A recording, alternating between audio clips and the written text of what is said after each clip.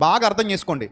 దేవుడు సంఘములో నివసించాలనుకుంటున్నాడు. అనగా మీలో మనందరిలో దేవుడు నివసించడానికి ఇష్టపడుతున్నాడు. ఆయన మనందరిలో దేవుడు కొలువై ఉండడానికి ఇష్టపడుతున్నాడు. ప్రపంచంలో ఒకే ఒక్క ప్రభువు మనలో ఉండటానికి ఇష్టపడిన ప్రభువు యేసుక్రీస్తు ప్రభువు. ప్రపంచంలో ఒకే ఒక్క రాజు మనలో ఉండి పరిపాలన చేయడానికి ఇష్టపడినటువంటి రాజు యేసుక్రీస్తు అనే రాజు. లోకంలో చాలామంది ప్రభువులు ఉండొచ్చు. వారు ఎక్కడో ఒక ప్రాంతాన్ని ఎన్నుకొని ఆ ప్రాంతంలో కూర్చొని మీరందరూ అక్కడికి రావాలని చెప్పిన రాజులై ఉండొచ్చు, ప్రభువులై ఉండొచ్చు. కానీ యేసుక్రీస్తు అనే ప్రభువు అలాంటి ప్రభువు కాడు.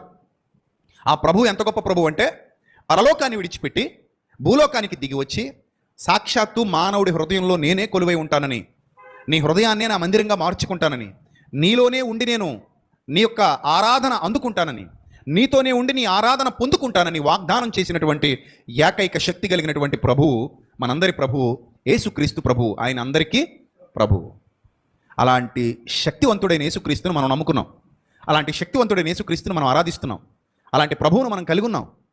అందుకే మీరు దేవునికి నివాస స్థలమై ఉండుటకు ఏమవుతున్నారు? కట్టబడుతున్నారు. ప్రతి కట్టడము ఆయనలో చక్కగా అమర్చబడి ప్రభువునందు పరిశుద్ధమైన దేవాలయమొకటకు వృద్ధి పొందుచున్నది.